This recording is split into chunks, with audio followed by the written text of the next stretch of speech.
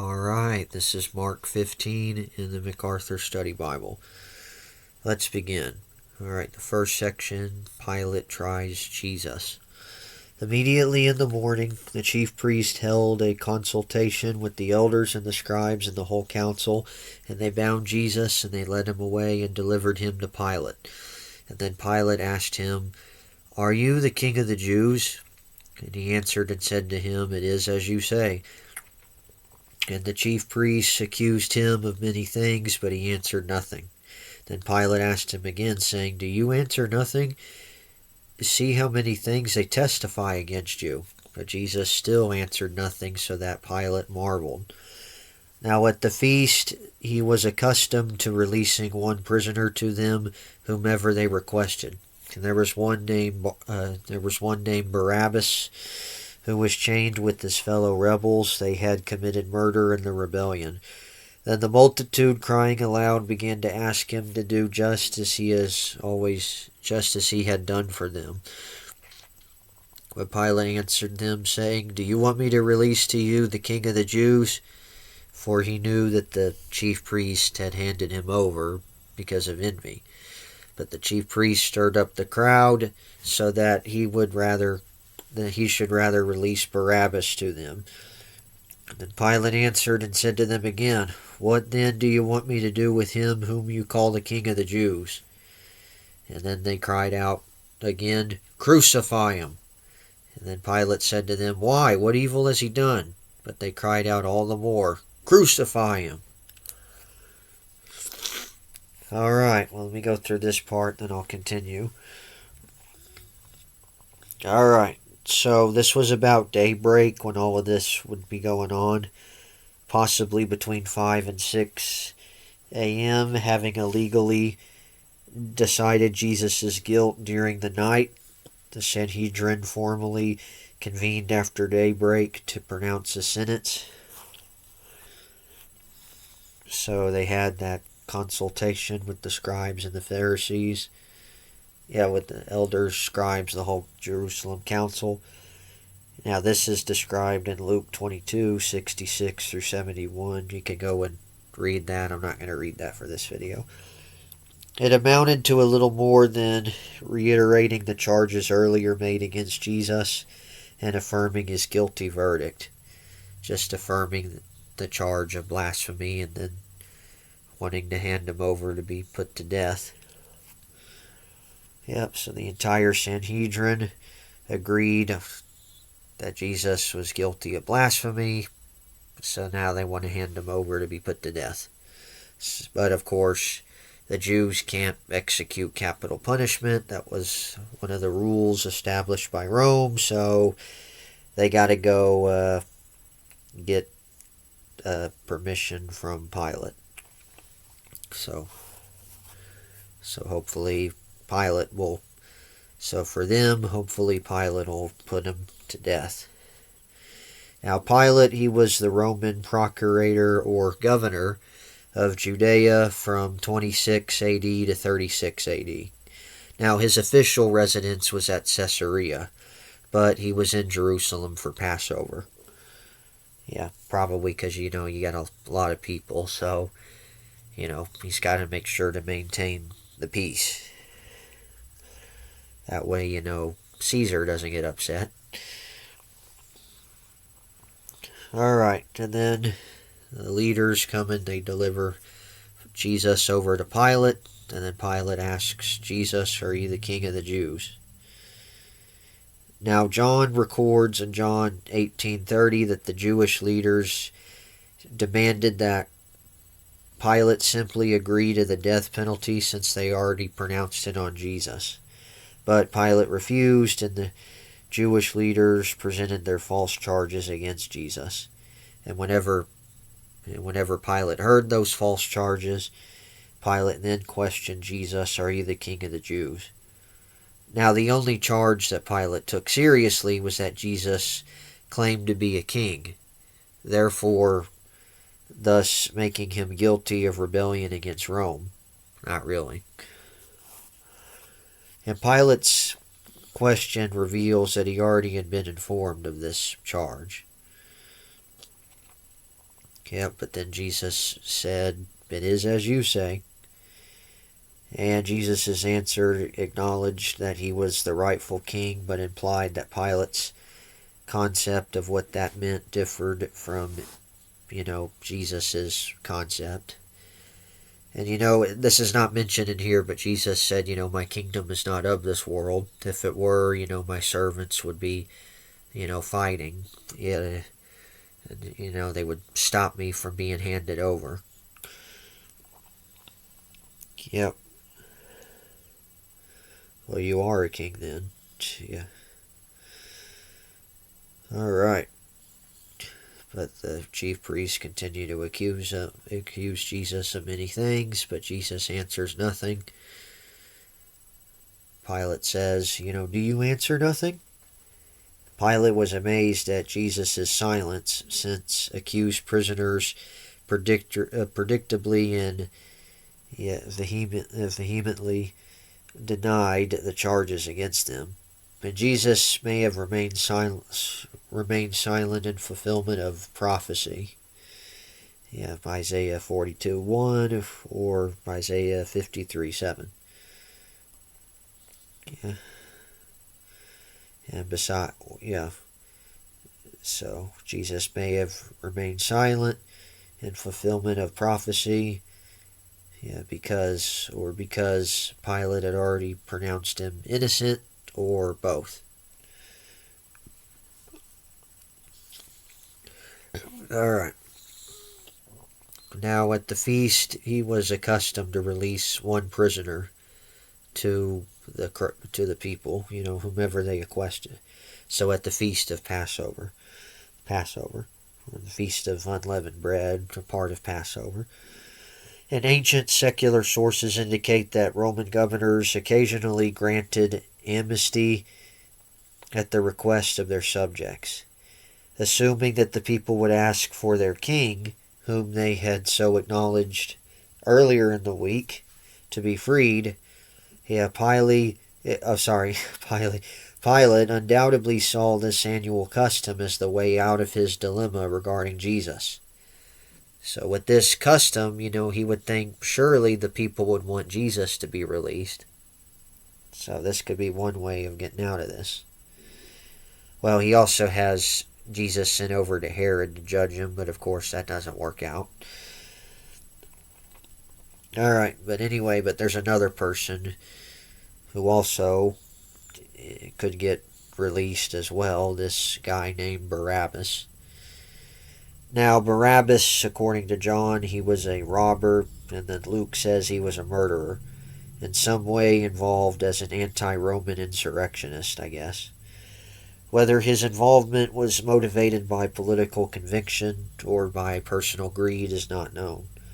It's impossible to identify the specific insurrection in question, but such uprisings were common in Jesus' day and were precursors of the wholesale revolt of 66 through 70 AD. But anyway. Alright, and then Pilate asks the crowd, "Who do you want me to release to you, the King of the Jews?" For Pilate knew that the chief priest handed over Jesus because of envy. Yeah, Pilate realized that the Jewish authorities had not handed Jesus over to him out of loyalty to Rome. He saw through their deceit to the underlying reason. They were jealous over Jesus' popularity with the people. Yep.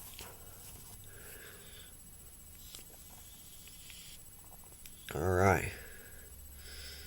But the chief priests, they stir up the crowd, so that Pilate would release Barabbas. Yep, so release Barabbas. And then Pilate answers and says, "What do you want me to do with him whom you call the King of the Jews?" "Crucify him." "Why? What evil has he done?" "Crucify him." Alright, well, I'll get to, crucifying in a second. But first I'm going to read this section here. So Jesus is beaten. So Pilate, wanting to gratify the crowd, released Barabbas to them, and then he delivered Jesus after he had scourged him to be crucified. And then the soldiers led him away into the hall called Praetorium, and then they called together the whole garrison, and then they clothed him with purple, and then they twisted a crown of thorns, and they put it on his head, and then they began to salute him, "Hail the King of the Jews!" And then they struck him on the head with the reed, and they spat on him, and bowing the knee, they worshipped him. And when they had mocked him, they took the purple off him, and then put his own clothes on him, and they led him out to crucify him. And then they compelled a certain man, Simon a Cyrenian, the father of Alexander and Rufus, as he was coming out of the country and passing by, to bear his cross.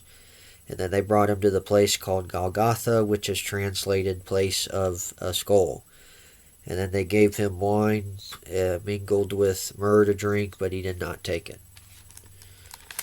Alright, so what do we got going on here?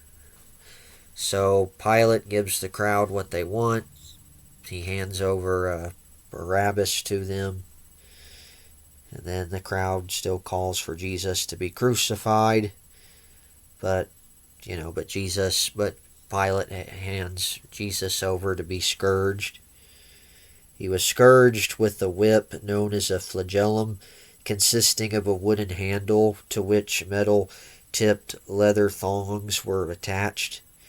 Being scourged with the flagellum was a fearful ordeal.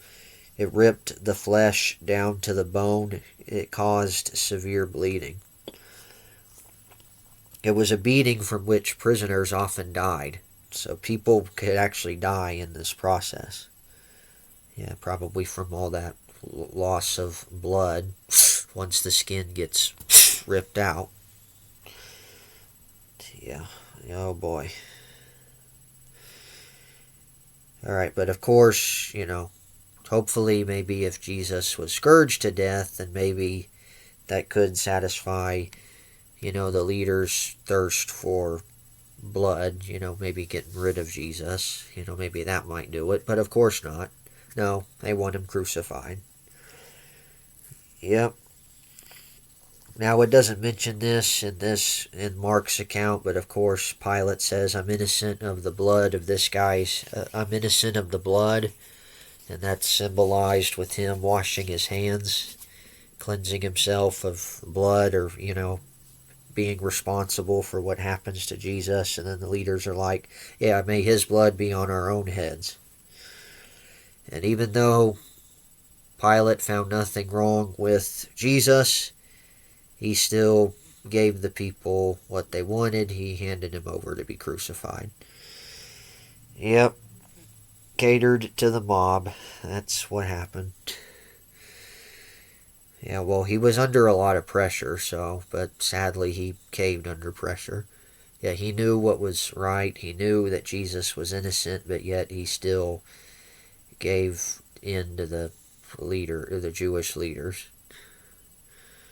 And probably if he didn't, it probably really could have caused a bad uprising, and Pilate could have gotten in a lot of trouble with Rome, or maybe even fired, or maybe even executed. Yeah, if things really got out of hand, because, things were getting really out of hand, and probably it would have been much worse if he actually did not hand Jesus over to be crucified, so. Yep. But he caved to the pressure. Yep. Yep. And even his own wife had a dream, about, Jesus, about Jesus getting crucified or whatever. And, she told Pilate not to hand him over to be crucified. Yep. So, yeah. But anyway. Yep. Alright. Now, speaking of crucifixion, this was the common Roman method of execution for slaves and foreigners. And this was described by the Roman writer Cicero as the cruelest and most horrendous punishment possible. Alright. And then the Roman soldiers, they lead Jesus away into the hall called Praetorium. Now, this was the governor's official residence in Jerusalem. It was located in the fortress Antonia complex. And you had the whole Roman garrison come out, and they do this mockery coronation of Jesus. Yeah, the whole Roman cohort, consisting of 600 men, they were stationed in Jerusalem. All the soldiers who were not on duty at the time, they just gathered around to mock Jesus. They clothed him with purple, and then they put a crown of thorns on his head. Now, purple was the color traditionally worn by the royalty. And then the crown of thorns was in mockery of a royal crown. And the callous soldiers decided to hold the mock coronation of Jesus as the King of the Jews. Yeah, they begin to salute him and say, "Hail the King of the Jews!" Yeah. Yep, some strike him, some strike him on the head with the reed, spit on him. Reed, an imitation of a royal scepter, just another part of this mock coronation. Yep, and then they bow down and worship him. Not really. Yeah, and they're done mocking him, and then they take the purple off, and then they put his own clothes back on him, and then they lead him out to be crucified. Yep, and then they compel a man named Simon of Cyrene to carry the cross. Now, condemned prisoners were often required to carry the heavy crossbeam of their cross to the execution site. Exhausted from a sleepless night and severely wounded and weakened by his scourging, Jesus was unable to continue. And the Roman guards conscripted Simon, apparently at random, to carry Jesus' crossbeam the rest of the way. Simon, from the North African city of Cyrene, was on his way into Jerusalem. And the identification of him as the father of Alexander and Rufus is evidence of Mark's connection with the church at Rome.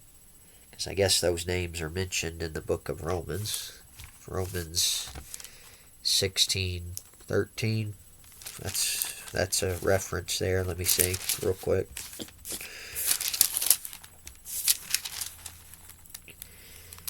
16:13. Yeah, there's the name Rufus there. Yeah, Greet Rufus. Yeah, and this probably was one of the sons of Simon. Yeah, so, but Paul mentions this Rufus at the end of Romans. So that might have been the son of Simon, I don't know. Alright.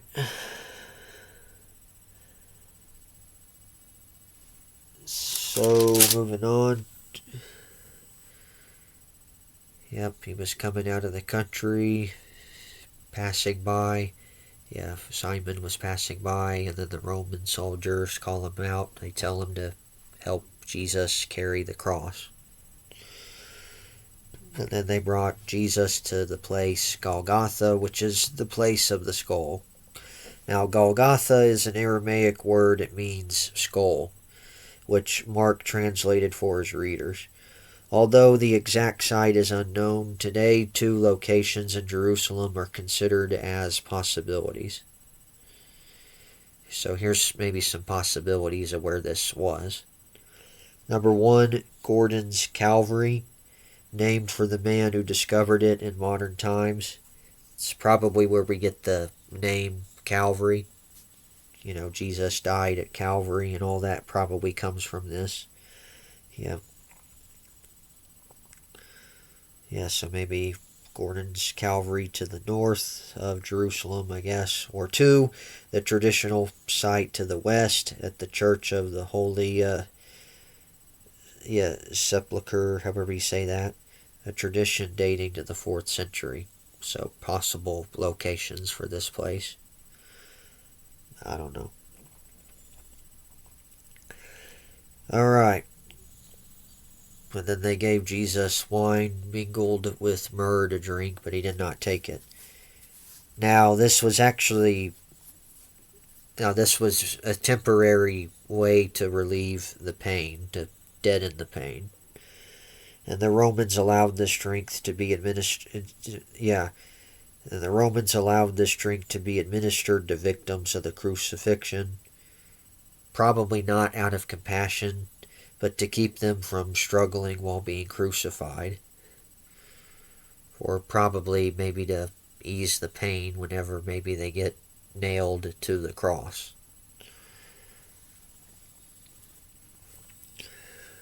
Alright. Now, none of the gospel accounts give a detailed description of the crucifixion process. Yeah, well, mainly what we do know is that they do nail Jesus to the cross. So I guess that's the closest that we get. Alright, and then when they crucified him, they divided his garments, casting lots for them to determine what every man should take. Now it was the 3rd hour, and they crucified him. And then the inscription of his accusation was written above, the King of the Jews. And with him they also crucified 2 robbers, one on his right and the other on his left, so that scripture was fulfilled, which says, and he was numbered with the transgressors. And those who passed by blasphemed him, wagging their heads and saying, "Aha! You who destroy the temple and build it in 3 days, save yourself and come down from the cross." Likewise the chief priests also, mocking among themselves with the scribes, they said, "He saved others, himself he cannot save. Let the Christ, the King of Israel, descend now from the cross, that we may see and believe." Even those who were crucified with him reviled him. Now when the 6th hour had come, there was darkness over the whole land until the 9th hour. And at the 9th hour Jesus cried out with a loud voice, saying, "Elohi, Elohi, lama sabachthani," however you say that, which is translated, my God, why have you forsaken me?" And some of those who stood by, when they heard that, they said, "Look, he's calling for Elijah." And then some ran and filled a sponge full of sour wine and put it on a reed and offered it to him to drink, saying, "Let him alone. Let us see if Elijah will come to take him down." And then Jesus cried out with a loud voice, and he breathed his last. And then the veil of the temple was torn in two from top to bottom. So when the centurion who stood opposite him saw that he cried out like this and breathed his last, he said, "Truly this man was the Son of God."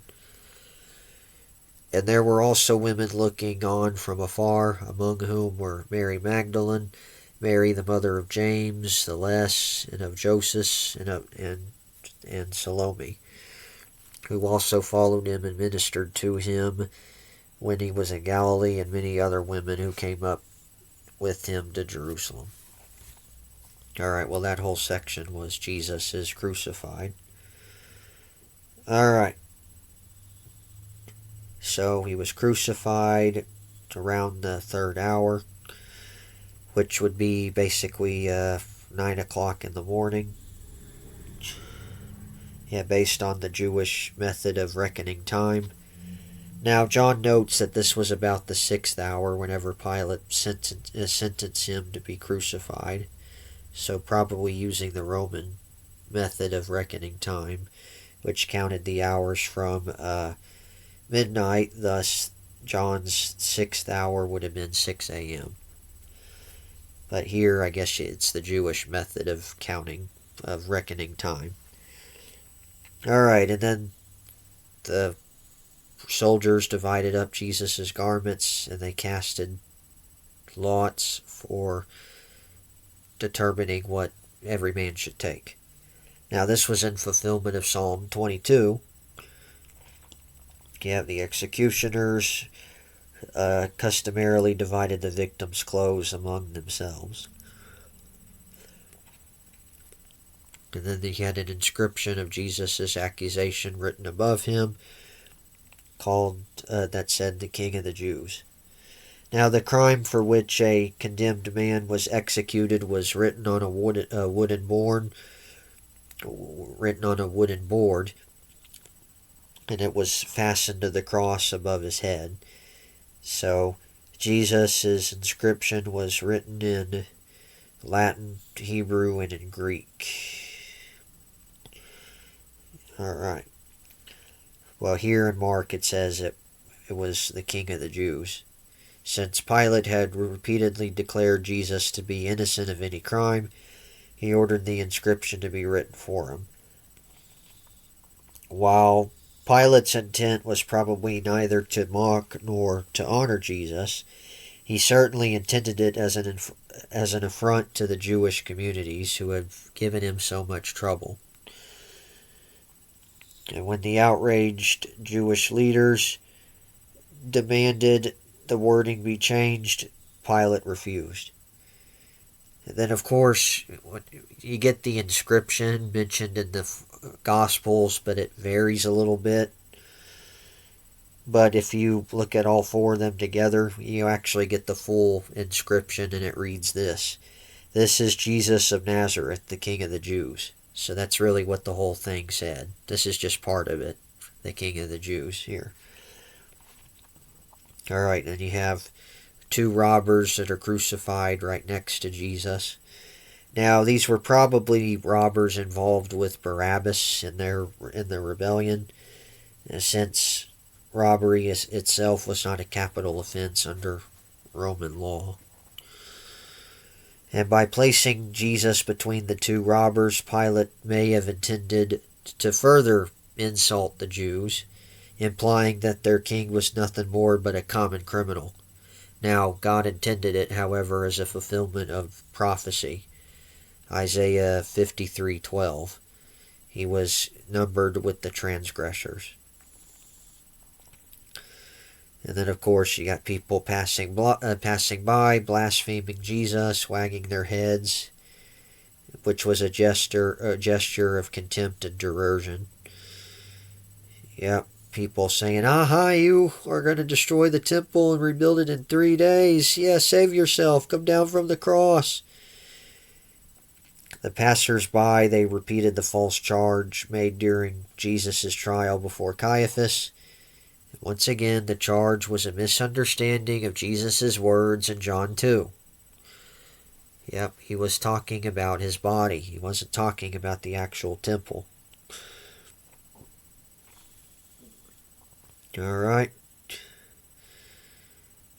And then you got the chief priest mocking, "Yeah, let the Christ descend now from the cross that we may see and believe." A final demand for a miracle by the unbelieving Jewish authorities. Yep, their claim is that they would then see and believe was false. Yeah, obviously, since they later refused to believe even the greater miracle of Jesus' resurrection. So yeah, even if he came down, they still wouldn't have believed him anyway. So, of course, that's not true. And then even the two robbers joined in reviling Jesus, but one of them would later repent in Luke 23. Alright. And then the 6th hour comes, and darkness sweeps over the land until the 9th hour. So, by Jewish reckoning, the 6th hour would be noon. You have the halfway point of Jesus' 6 hours on the cross. You have the darkness going over the land.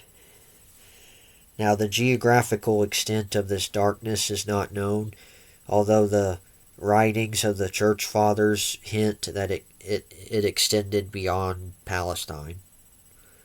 So probably the whole area of Israel and maybe a little bit beyond. But that lasted until the 9th hour, which would be 3 p.m.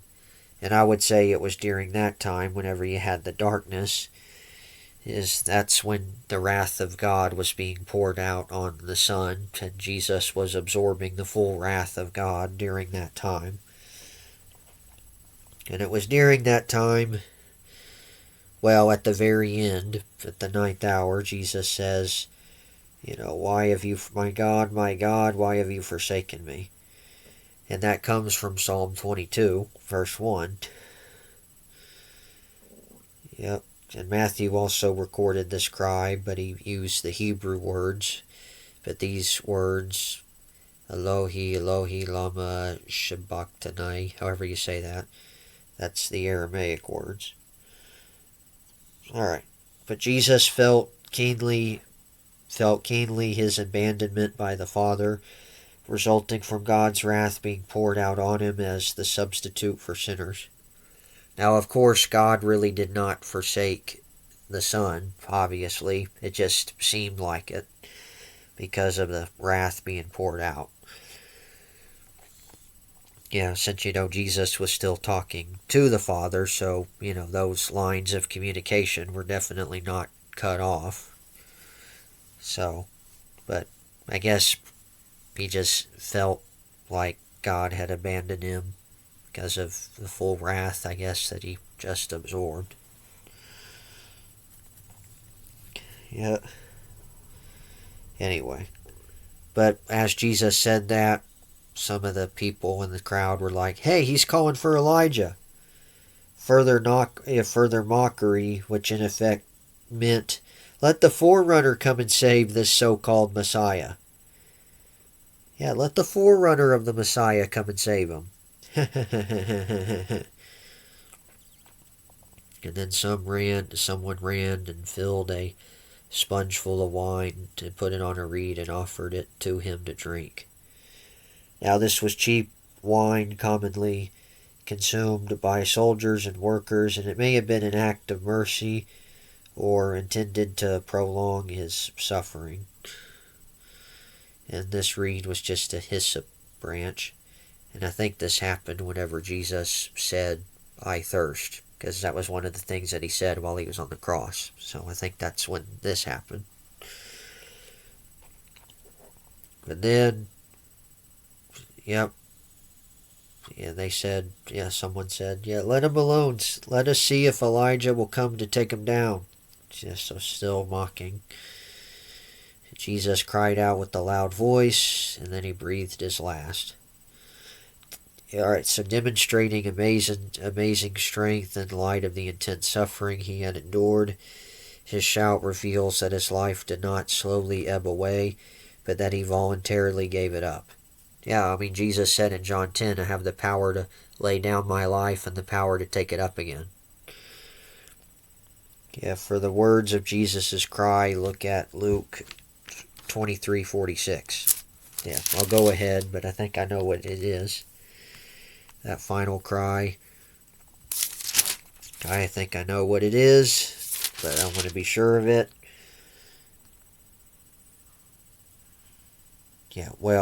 He does say it is finished, but it's actually this final statement. It's, Father, into your hands I commit my spirit.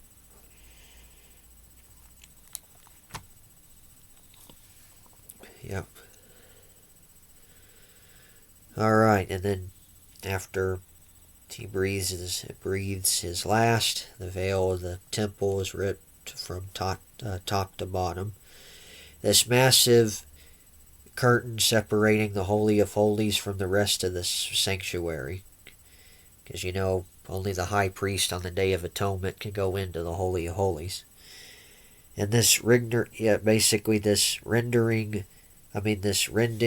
signified that the way into God's presence was opened by the death of his Son. It's only through Jesus that we can enter into the throne room of God. Let us draw near to the throne with confidence, as it says in Hebrews 4. Because of Jesus. We can only stand before God through Jesus and not worry about being judged or put to death. It's only through Jesus. Alright. So then after there was a Roman centurion standing by, and after he saw that Jesus said what he said, he ended up saying, truly, this was the Son of God.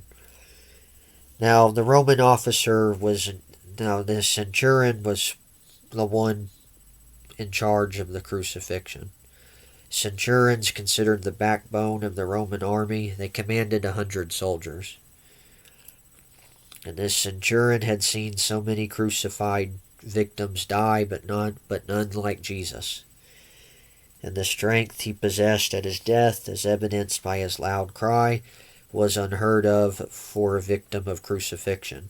That, coupled with the earthquake that coincided with Christ's death, it convinced the centurion that truly Jesus was the Son of God. And according to tradition, this man actually became a believer. Yeah, I don't know who this guy was, but anyway.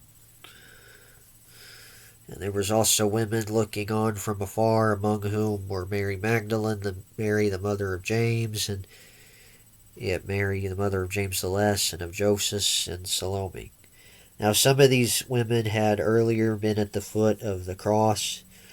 By then unable to watch Jesus' suffering at such a close range, they were looking on from afar. Their sympathetic loyalty was in sharp contrast to the disciples who, except for John, were nowhere to be found. John was the only disciple who actually witnessed the crucifixion. Alright, and one of the ladies that was there was Mary Magdalene. She was of the village called Magdala on the west shore of the Sea of Galilee, hence her name, Mary Magdalene, or Mary of Magdala. And Luke notes that Jesus had cast 7 demons out of her, Luke 8:2. She is usually named first with the women who followed Jesus. When the women who followed Jesus are listed, which may suggest that she was the leader of the women who followed Jesus, maybe. And then another woman, Mary, the mother of James the Less and of Joseph, and she's distinguished from the other Marys by the name of her sons. James the Less, or called James the son of Alphaeus, and he was one of the 12 disciples. And then another child, Joseph. And then you had another lady, Salome, who was the wife of Zebedee. And Zebedee was the father of James, the other James, and John. Alright. And then, of course, she had Mary, the mother of Jesus. And I know in one of the statements, Jesus says to Mary, the mother of Jesus, woman, behold your son, and son, behold your mother. I think, entrusting John to take care of his mother. Take care of Mary, his mother. Alright, and these ladies had been with Jesus since the days of his Galilean ministry, traveling with him and the disciples, caring for their needs. Alright. And then finally you get to the burial. Now, when the evening had come, because it was the preparation day, that is, the day before the Sabbath, Joseph of Arimathea, a prominent council member who himself was waiting for the kingdom of God, coming and taking courage, went into Pilate and asked for the body of Jesus. Pilate marveled that he was already dead, and summoning the centurion, he asked him if he had been dead for some time. So when he found out from the centurion, he granted the body to Joseph. And then he bought fine linen and took him down and wrapped him in linen, and he laid him in a tomb which had been hewn out of the rock, and rolled a stone against the door of the tomb. And Mary Magdalene and Mary, the mother of Joseph, observed where he was laid. So this was preparation day, which was Friday. It was the day before the Sabbath. And of course you could not do anything on Sabbath. According to the Jewish leaders. So they had to hurry and get Jesus taken down and buried before the Sabbath. Yeah, before it was 6 o'clock in the evening, since that was the end of the day, so that was that, so you had to hurry. And you had this guy named Joseph of Arimathea. Now, Arimathea, known in the Old Testament as Roma or Ramathim Zuphim, which was the birthplace of Samuel. It was located about 15 to 20 miles northwest of Jerusalem. So Joseph was a prominent member of the council, or the Sanhedrin, and he opposed Jesus' condemnation, according to Luke 23:51. All right. Yep, and he takes courage and he goes to Pilate and he asks him for the body of Jesus. Pilate would have not likely have been pleased to see a member of the Sanhedrin after they forced him to crucify an innocent man. Further, Joseph's public identification with Jesus would enrage the other members of the Sanhedrin. So, yeah, I mean, it took guts for him to do something like this, at his own risk of probably being, blackballed by his own council. I don't know if that's ultimately what happened, or I don't know what became of Arimathea, Joseph of Arimathea after all this, but anyway. But he asked for the body of Jesus. Though prisoners sentenced to death forfeited the right to burial under Roman law, their bodies were usually granted to relatives who asked for them. But Jesus' mother was emotionally exhausted from the whole ordeal, so there's no evidence that Jesus' brothers and sisters were in Jerusalem, and his closest friends, the disciples, had fled, except for John, who had Mary to take care of. In the absence of those closest to Jesus, Joseph courageously asked Pilate for Jesus' body. And then Pilate has marveled that Jesus is already dead at this point. Now, victims of crucifixion often lingered for days. Hence, Pilate's surprise that Jesus was dead only after 6 hours. Before granting Jesus' body to Joseph, Pilate checked with the centurion in charge of the crucifixion to verify that Jesus was really dead. Probably this was the same centurion that became a believer. Alright. So when he had found out from the centurion that Jesus is dead, he granted the body to Joseph. Yep, so having received the confirmation from the centurion that Jesus was dead, Pilate granted Jesus' body to Joseph, and by that act, the Romans officially pronounced Jesus dead. And then he bought fine linen and took him down and wrapped him in linen. Now the Jews did not embalm corpses, but they wrapped them in perfumed burial cloths. Now Nicodemus, another prominent member of the Sanhedrin, and Jesus talked with Nicodemus in John 3 and told Nicodemus that you must be born again. Now, he assisted Joseph in caring for the body of Jesus.